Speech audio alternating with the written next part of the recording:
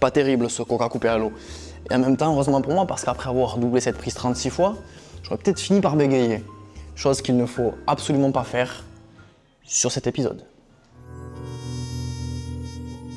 Bien le bonsoir la Tépézance, Booba, B2O, Cop, Le Duc, on s'y attaque enfin sur la chaîne, alors me diriez-vous, de quoi allons-nous bien pouvoir parler, étant donné que toute sa vie est déjà en ligne, de ses débuts de carrière en tant que danseur, à sa carrière de producteur chez 9DI, en passant par Time Bomb, Lunatic et tous les classiques solos qu'on lui connaît. Dans cette vidéo, je ne vais pas vous faire l'affront de vous présenter le bonhomme et le contenu de ses bientôt 30 années d'activité dans le milieu du hip-hop français. Non, le sujet du jour, c'est bien plus de se questionner sur l'après-Booba et l'avenir de ce fameux trône du rap qu'on lui attribue. Et ça fait des années maintenant, surtout depuis qu'il a annoncé sa retraite, qu'on se demande qui, dans le paysage actuel, serait susceptible de reprendre le flambeau. Parce qu'effectivement, pour beaucoup, la carrière de Booba est difficilement égalable, à raison ou à tort. Peu importe ce qu'on en pense, quand il s'agit de nommer un numéro 1, c'est bien son blaze qui ressort le plus lorsqu'on parle d'exemples de carrière ou d'albums qui font partie du panthéon du rap français. D'ailleurs, si vous n'êtes pas en phase avec ce postulat, vous inquiétez pas, on va revenir sur ce titre et sa légitimité un petit peu plus tard. J'en profite aussi pour préciser qu'on va s'intéresser uniquement à certaines facettes de l'artiste, sa discographie, son parcours d'entrepreneur, donc on ignore toutes les polémiques, les clashs, les accusations, les opinions politiques ou encore ses combats, non pas parce que ça n'est pas intéressant, mais c'est juste pas du tout le sujet ici, ok? Commencez pas à me pomper l'air là, les jusqu'au boutistes. Voilà, comme ça c'est dit. Lâche-moi la grappe, ya, je m'appelle pas Raisin. Il y a quelques mois, avec Mao qui a co-rédigé l'épisode avec moi, on vous a demandé sur les réseaux de citer les blazes des rappeurs qui d'après vous seraient les plus susceptibles de monter sur le trône après le Duc. D'ailleurs, merci à tous ceux qui ont participé pour vos réponses. Il y en a eu beaucoup. J'ai vu passer des noms assez évidents comme SCH, Damso, PNL, Nekfeu, tout comme des plus absurdes. Et c'est à partir de ça, aujourd'hui, qu'on va essayer d'entamer une réflexion sérieuse et aussi impartiale que possible sur l'état de ce qu'est cette espèce de hiérarchie royale sur laquelle Eliafa a bâti sa réputation. Et surtout, dans cette vidéo, on va tâcher de répondre à la fameuse question qui a déjà agité beaucoup de médias. Bordel, mais qui peut détrôner le Duc? Évidemment, on ne va pas tirer tout ça de coup personnel, hein. On va essayer de s'appuyer sur un maximum de critères objectifs et pragmatiques. Néanmoins, les réponses qu'on va apporter ne seront sûrement pas les seules possibles. Voilà, à vous ensuite de débattre dans les commentaires. Je propose une certaine version objective, en tout cas, ça reste mine de rien la mienne et elle n'est pas spécialement universelle. Voilà. Les gens sur internet deviennent tellement pète-couilles qu'il faut toujours quadriller les choses. En tout cas, je pense qu'il y aura carrément matière à échanger dessus au plaisir. Mais avant de parler des autres MC, on va revenir aux origines et commencer par ce qui a fait la légende de ce prétendu trône qui appartiendrait à B2O et comment cette imagerie marketing a été soigneusement entretenue depuis des années. Hein. Ensuite, on prendra vos réponses et on essaiera d'analyser les points forts et faibles de chaque artiste pour prétendre à ce titre. Et ouais, il va bien falloir faire des analyses spécialisées à chaque fois. Je pense qu'il y aura deux parties, la Tépézance. Et bien sûr, tout ça avant de vous révéler celui qui, selon moi, coche le plus de cases pour prendre la suite et s'asseoir éventuellement sur le siège de Goth. Bon, donc t'as bien compris mon fratello, ça sert à rien de te spoil, d'aller jusqu'à la fin de la vidéo si tu veux, voilà, critiquer l'argumentaire. Sinon, c'est pas très cohérent. Eh bien, je crois que dans ce décor, choisi spécialement pour réaliser ce double documentaire, qu'il est temps de relancer le magnéto.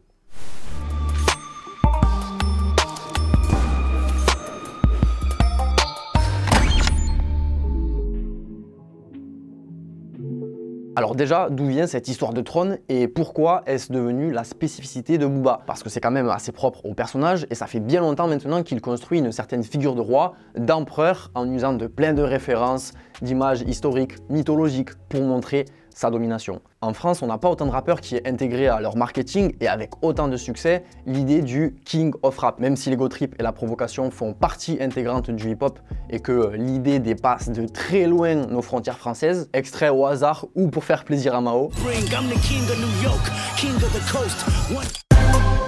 Vous savez ce qui fait aussi partie intégrante du hip-hop? Le Ice. Chez Nation, mec, et ouais, Give Me 5 Collaboration, on continue d'être sponsorisé par les meilleurs décorateurs d'extérieur de la Tépézance. Bon, vous savez qu'il propose déjà toute la panoplie pour briller tel un phare xénon, avec une réduction de 30% sur le site, code TPZ30, bracelets, chaînes, bagues, boucles d'oreilles, pendentifs, hommes, femmes, les deux derniers sont pas à vendre. Mais est-ce que vous savez quand on porte de manière optimale leurs différentes collections? Non, dis-nous tout. Parce que c'est important de bien chouchouter ses pièces pour en prendre soin. C'est comme ça que mon pendentif Ange et mes diverses chaînes et bracelets ne bouge pas d'un poil. Alors ça fait des mois que je les porte. Premier conseil, si tu veux plutôt une pièce brillante pour ton outfit de jour ou de soirée, les gammes avec des pierres en ice matchent parfaitement pour ça. Deuxième cycle, si par contre tu es plutôt une personne sportwear et que tu passes beaucoup de temps en séance, là le mieux c'est de privilégier la collection Essential qui est inoxydable, donc est fait pour ça. Et enfin, si tu es plutôt un profil discret et préfères commencer avec un bijou soin avant de rentrer dans une panoplie bling bling, tu as aussi plein de designs plus sobres et travaillés qui se portent parfaitement bien avec tout. Peu importe ce que vous choisirez en fonction de vos goûts, votre budget, passez par le lien en description pour soutenir la chaîne à long terme. Nous disions donc Booba.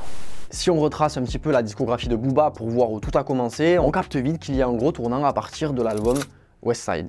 À l'époque de Lunatic et Time Bomb, il avait encore tout à prouver. Et même si l'ego trip a toujours fait partie de son écriture, on n'était pas vraiment sur le même champ lexical. Voilà, le personnage n'était pas encore spécialement formé. Les seules occurrences que l'on retrouve dans les morceaux sont assez timides. Par exemple, dans l'intro de Mauvais Oeil. Y'a bien longtemps on était roi, aujourd'hui c'est niqué, on va pas leur servir de proie. Ou dans Écoute bien sur Temps Mort. J'ai eu mon trône dans le trône, je suis hardcore comme tous ces maudits.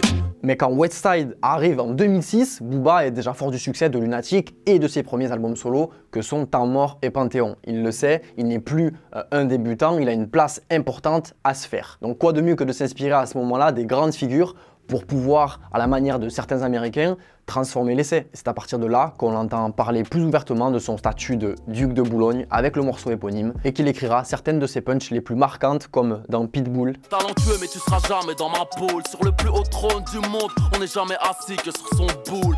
Ou dans Garde la pêche. Je ne veux pas commentaire, opère, la chaise dorée, et le trône électrique et la chaise.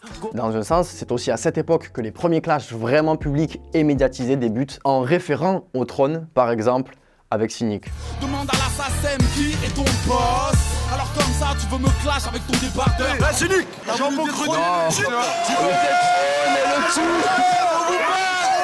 L'existence de ces premiers clashs montre que Booba veut s'affirmer dans le game. Il croit désormais en son pouvoir et en son influence. Et en 2008, à la sortie de 09, il confirme sa volonté de s'affirmer comme numéro 1 et de continuer à utiliser l'image du duc, du roi, du baron. Tu veux détrôner le DUC, tu as trop d'imagination. Tu m'as vu à la télé, mais tu me préfères en vrai. Laisse pas de message sur la messagerie du duc. Il se définit aussi comme un vrai duc et baron dans Salade Tomate Oignon. Il se voit seul tout en haut de la pyramide au sommet du Panthéon dans Game Over. Il s'offre à lui-même la couronne et n'attend de personne d'être contredit. Les noms de ses morceaux et ses albums continueront ensuite à s'inspirer de figures royales ou de références mythologiques. Entre duc, panthéon, king, boss du rap game, voilà, il se donne tous les noms et tous les rôles les plus puissants. Dans Pinocchio, il dira même ceci. J'ai fait du game une dictature, pour ça qu'on me récompense pas. Avec Nero Nemesis et Throne, c'est la confirmation. La pochette de Nero Nemesis reprend d'ailleurs une esthétique antique. En plus d'un titre grec, même si ça désigne aussi la couleur d'une lambeau, et il y ajoute des références comme Attila, l'ancienne loi du Talion, le roi Léonidas dans 4G, etc. Tous ces rappels à l'Antiquité se font de plus en plus présents. De duc de Boulogne, Booba veut désormais être empereur du rap, se hissant de trône en trône. Et quand on voit justement la pochette de Trône et les symboles associés, c'est criant. Il n'est plus seulement question d'être le numéro 1 de Boulogne ou le numéro 1 de sa génération, mais d'être le numéro 1 de toutes les générations. Finalement, être intemporel au Panthéon carrément.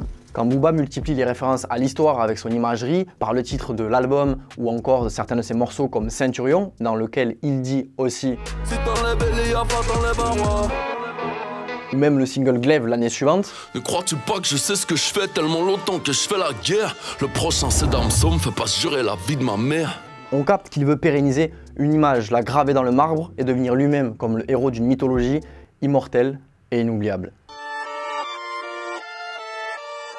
Toutes ces histoires de trône, de roi, de domination, pour l'instant, c'est ce que Booba dit de lui-même. Et il est un petit peu le seul à se taper pour. Mais en même temps, on sait qu'il ne suffit pas d'affirmer qu'on est le meilleur pour que ce soit vrai. Sinon, la moitié de tes potes qui font des punchs de type « le savoir est une arme » pour dire qu'ils boivent la concu, serait top stream. Et non, non, non, non, non, on ne veut pas de ce monde-là. Alors pourquoi quand c'est Booba qui le dit, les gens y croient naturellement, dans un sens? Pourquoi ils sont même d'accord avec cette autoproclamation? Bon, après, ça n'est pas une vérité absolue non plus, hein, mais ça reste ce que pense une grande majorité. On peut d'ailleurs en discuter plus tard dans les commentaires, mais pour l'heure, on va quand même passer en revue les éléments qui justement font que Booba a une place si particulière et qu'autant de gens lui reconnaissent sa place de numéro 1 du rap français. Argument numéro 1, le plus évident, les projets classiques. Chacun a un peu sa définition de ce qu'est un classique.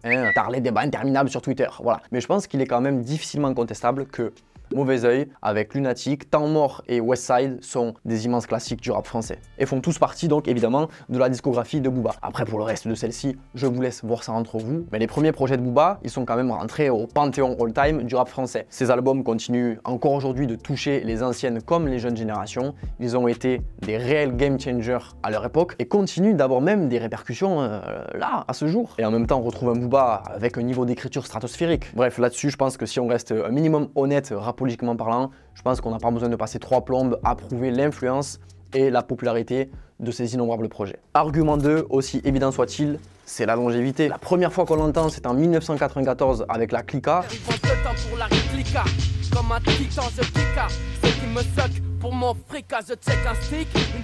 Et voilà, hein, presque 30 ans après, en 2022, il a fait un Stade de France, légendaire pour le rap français. D'ailleurs, c'est marrant, on a remarqué ça lors de l'écriture de l'épisode. Sur le site du Stade de France, ni Booba ni Gims n'apparaissent sur la liste des artistes qui sont produits. Alors, est-il question de mépris ou de simple oubli? La question se pose bien, tiens. Bon, alors, notre cher Booba, ça veut dire qu'aujourd'hui, si on fait un petit calcul mental, en 2023, il est dans sa 29e année de carrière. Même moi, je suis même pas à 29 années de carrière de ma vie. Alors, officiellement, il se considère à la retraite, mais disons que ça l'est pas vraiment. Il est toujours dans l'industrie, en distribuant des singles très régulièrement. Voilà, un nouveau morceau drop, je pense en vrai de manière aussi régulière qu'avant. Il produit également des jeunes artistes, apparaît avec ces derniers généralement en feat. Voilà, hein, la longévité, il n'est jamais fini. Argument numéro 3, la modernité et l'avant-gardisme. Et oui, parce que tu peux très bien avoir 30 années de carrière, mais si t'es totalement has-been depuis 20 piges, mon vieux, voilà, en fait t'es KO. Percer c'est bien, mais durer c'est mieux, et c'est toujours le plus laborieux. Putain, quel rime de bâtard! Et là-dessus, Booba a toujours su ramener ce qui se faisait de mieux outre-Atlantique sur le territoire français pour rester ancré au goût du jour. Mauvais Oeil a malgré lui une odeur des rues sales de New York, ce qui mènera d'ailleurs à une inévitable comparaison Lunatic-Mobb Deep pendant longtemps. On a aussi Temps Mort, Panthéon et Westside qui sont un concentré de rap de rue et de ce qui allait dominer dans les années 2000. Que dire de plus? On attribue aussi généralement à 09 la démocratisation de l'autotune hyper assumée en France, encore vu comme ovni à l'époque et d'ailleurs pas hyper bien accueilli. Alors attendez, parce qu'en fait, c'est pas du tout fini. Booba enchaîne ensuite avec Lunatic et Future qui ramènent la trappe d'Atlanta dans le haut des charts français, suivi évidemment par la suite de Or Noir de Caris, hein, le rookie de Booba. Un classique cet album. Et d'ailleurs, ces projets tous produits à l'époque par les mecs de Thérapie. Nero Nemesis sonne aussi parfaitement actuel quand il sort en 2015. La capacité du Duc n'est plus approuvée, même si ces derniers projets que sont Tron et Ultra ne sont pas des grands exemples d'innovation. Bon voilà, ce qui est normal, à un moment donné, au bout de plus de 20 ans de domination, on va pas lui demander non plus de réaliser l'irrationnel, c'est quand même propre d'être arrivé jusqu'ici. Et il reste malgré tout relativement actuel et réalise de bons scores. Argument numéro 4, la production et cet esprit qui est souvent qualifié de visionnaire par les Ratpi, ça concerne aussi ses choix collaboratifs. Booba a eu des petits pendant toutes ces années de carrière avec qui les choses sont plus ou moins bien terminé. Voilà, vous êtes au courant, tout le monde sait. En général, ça remue pas mal. Mais évidemment que des Caris, Damso, Shai, C-Boy ou plus récemment Green Montana, SDM ou Maes, qui lui doit beaucoup aussi, il fallait bien les débusquer et avoir le nez pour sentir leur potentiel dans les années à venir. Est-ce qu'il s'est trompé? Non. À sa carrière de rappeur, on doit donc lui reconnaître sa capacité à produire des jeunes légendes et à prédire la façon dont le vent tournera. Argument numéro 5, les chiffres. Parce qu'il faut bien en parler quand même. Si. On ne va pas quand même s'étaler dessus 3 plombes. Voilà, je vous balance ça comme ça. Allez-y, prenez 3 albums disques d'or, 2 platines, 3 doubles platines, 1 triple platine et un disque de diamant. L'album Tron. Bref, plus de 3 millions d'exemplaires vendus au total, dont beaucoup de physique. Et je ne vous parle même pas des singles qu'il a écoulés également tout au long de sa carrière. Il était sur la 3e place il y a encore 2-3 mois là au moment où sort la vidéo. Le Duc, faut renvoyer un album là. C'est donc un artiste qui a su à la fois produire des classiques et des tubes, et ça, ce n'est pas donné à tout le monde. Argument numéro...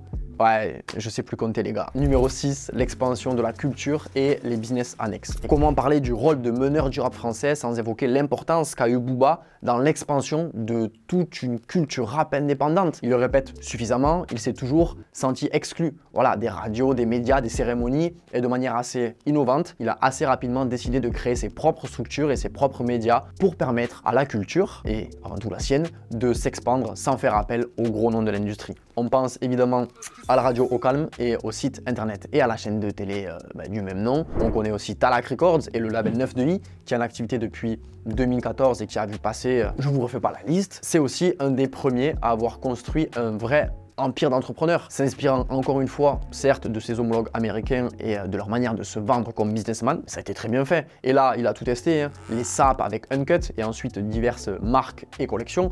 Le whisky Duke, on a eu des parfums aussi. Bref, un petit raz-de-marée qui a contribué à installer sa notoriété, son influence, son image de marque et globalement son blaze au-delà des frontières de la musique. Argument numéro 7, l'influence sur les générations suivantes. Alors là, la question c'est même pas de référencer les rappeurs qui ont été influencés par le Duke. Il faudrait peut-être répertorier ceux qui justement ne s'en sont pas inspirés. On l'a dit précédemment, il a participé à la popularisation de l'autotune, de l'ego trip et de la trap en France. En validant MHD et avec des morceaux comme DKR, il a aussi aidé à rapporter des sonorités afro à l'époque où le mainstream y était assez hermétique. Disons que Booba, c'est jamais le seul à faire ce qu'il fait, mais il le fait toujours avec un petit temps d'avance. Et ajoutez à cela le fait qu'il le fait avec une telle notoriété, et c'est plutôt généralement pas désagréable pour ouvrir des portes. Sa carrière et sa longévité sont un exemple pour beaucoup d'artistes. Preuve en sont les innombrables fois où il est cité par d'autres rappeurs en interview. On va se passer quelques-unes des nombreuses refs au Duc que l'on retrouve dans le Peura. On a d'abord Jossman, dans l'occasion. Je rêvais d'avoir des couilles en or et je m'endors mais sur du temps mort. Ou encore à la fin du périple où on entend Booba dans 3G. Et c'est ta là. Diams, dans Jeune Demoiselle, veut que son mec lui écrive des lettres avec la plume de Booba. Qu'est-ce qu'il y a encore? Nekfeu et Alpha One dans Compter les hommes disent ça.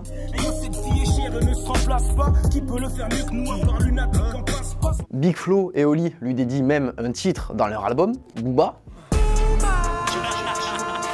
On a aussi Jul dans un freestyle sur Pétpil FM. Argument 8, la diversité. Voilà, pour finir rapidement ce chapitre, on peut citer un tas de sphères annexes au rap FR qui ont entendu parler du Duc et qui s'y sont intéressés. Que ce soit les élites littéraires avec la publication d'articles ou essais qui intègrent sa plume, on a par exemple entendu parler de la fameuse Métagore, une figure de style déterminée par l'écrivain Thomas Ravier comme une métaphore à l'image ultra violente. Vraiment, genre c'est lui qui a créé quoi. Booba s'invite donc dans les manuels de français et pas que d'ailleurs, j'ai été récemment mis au courant que même en droit au lycée SOLA STMG, eh bien ça a étudié le bif Booba Caris, exceptionnel. Voilà, les étudiants se le bouffent pas mal. Autre exemple de Booba qui est sorti de la sphère du rap français, eh bien sa présence dans la scène internationale. Il s'est quand même payé Akon, T-Pain, 2 Chainz ou encore Didi. Hors US un petit peu pour changer des name drops, on peut passer à Bushido pour l'Allemagne, Sidiki Diabaté pour le Mali, Fally Ipupa pour le Congo et un innombrable tas d'autres artistes. Voilà, donc il y a vraiment eu un âge d'or où le mec il était partout, tout le temps. Bon, pour dresser un petit bilan rapide et passer à nos candidats au trône, il faut bien se dire que ce n'est pas d'exceller dans chacun de ces domaines, dans chacun des arguments que j'ai avancés, qui est remarquable dans l'analyse de sa carrière,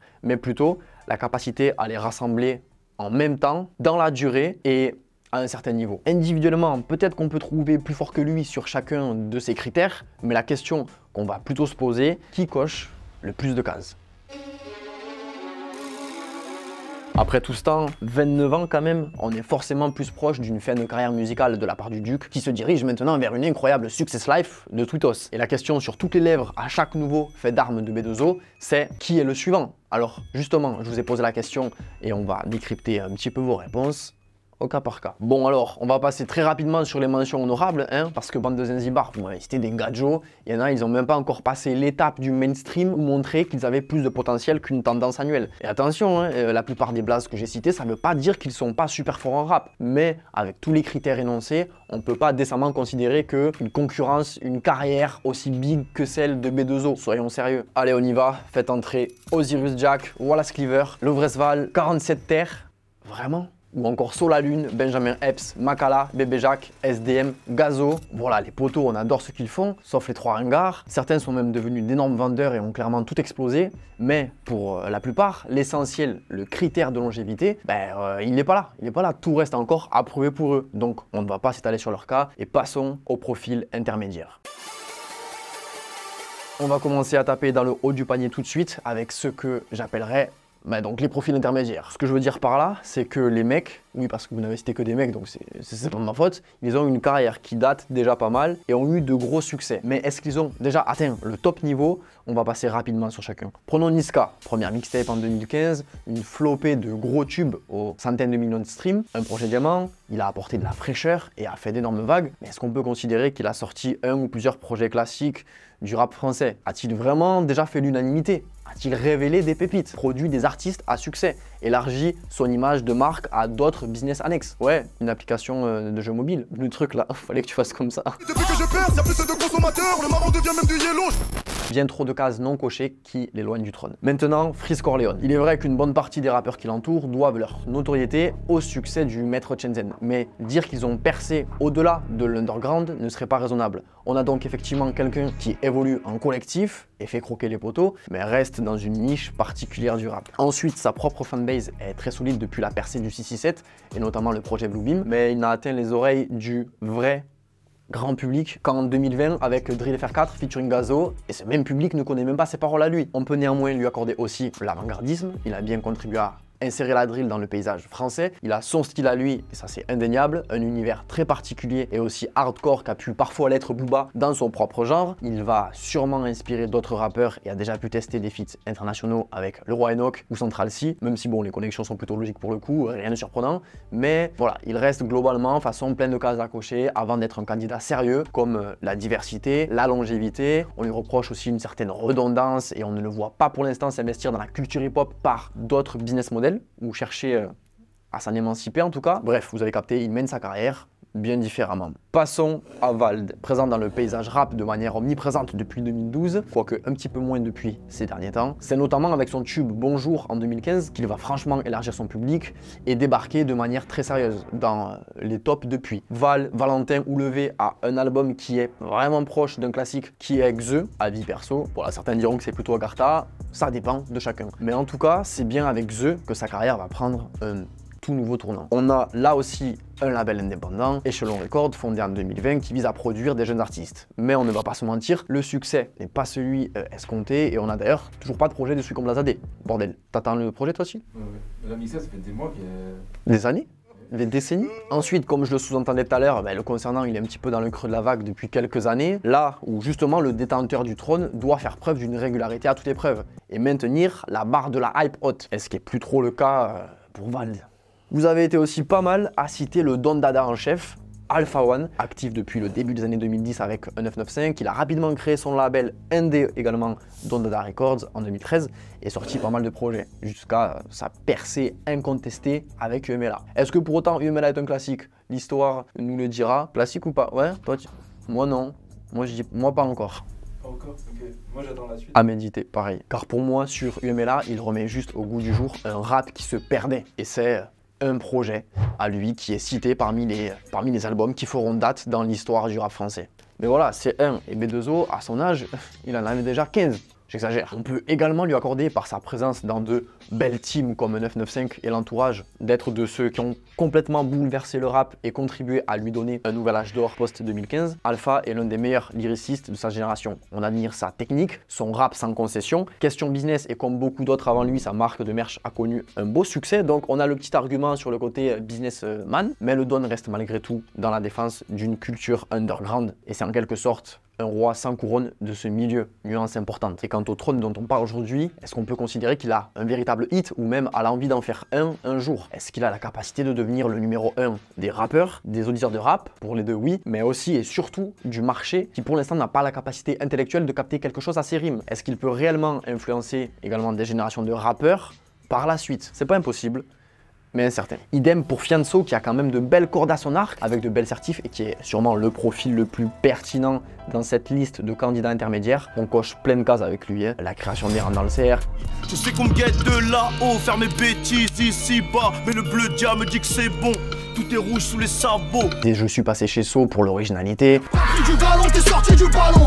9 francs ou 30 avec le canon. Le côté producteur avec le label Affranchi qui a vu percer Hustle Enfoiré, Soul King, voilà, des très grosses têtes devenues internationales. Comme a pu le faire Booba avec certaines du 9 de I, on lui trouve aussi un penchant fédérateur concrétisé par la sortie du projet 9-3 Empire qui réunit la crème de Saint-Denis et ressuscite même au passage NTM. Voilà, les cases, elles commencent à se cocher. Question de diversité, on est également pas mal non plus. Fianso s'essaye à la comédie, dans des films, puis même au théâtre. Sur le papier, le profil correspond, c'est carrément bon même. Moi d'office en tout cas, c'est celui auquel j'ai direct pensé avant de réfléchir à un poco más quoi, à la question. Car là où le bas blesse, c'est qu'il n'a pas vraiment de classique intemporel et incontesté. On ne peut pas non plus dire qu'il a influencé toute une génération de rappeurs ou qu'il a été à l'avant-gardisme musicalement. Et ça fait quelque temps, mine de rien, qu'on ne le voit plus trop dans l'actualité. Cette année, il est revenu avec un single et on n'a pas entendu tant parler que ça. Ses absences n'ont pas vraiment joué en sa faveur, contrairement à d'autres. Il a bien participé à l'expansion de la culture rap, il a été entreprenant, il l'est toujours, il est même en dehors du rap. Mais est-ce qu'on ne peut pas trouver mieux ? Si je te disais que j'avais une théorie. Booba prépare sa succession au trône, et ce depuis maintenant plusieurs années. Mais avant toute chose, où sont passées mes bonnes manières? Yo les Franjo, je me présente, Musica, youtubeur rap originaire de la région toulousaine, comme Milo Duke, Antoine Dupont. Les présentations sont faites? On peut y aller? Tu sais, généralement dans une dictature, il y a deux moyens d'accéder au pouvoir. Le premier, c'est avec un coup d'état. On prend les armes et on défie le roi. Dans le rap, ce combat il a déjà eu lieu. Ça s'est passé à l'aéroport de Orly, avec comme seul moyen de défense des bouteilles de parfum en plein dans la tête. Pourquoi n'a-t-il pas vérifié les angles morts? Bon, ça n'a pas été super concluant, et pour être tout à fait honnête, je suis pas sûr que ce soit la bonne méthode. Oui, le rap est une compétition, mais c'est avant tout un art musical et non un art martial. Le second moyen, c'est quand la couronne désigne son propre successeur. Pendant longtemps, B2O l'a répété. Qui pour prendre la place du duc que le réfé des réfés? L'homme aux certifications. Le meilleur de sa génération, fut un temps. Refus de croiser le fer sur un son, album plus aussi qualitatif qu'avant, et surtout... Ouais.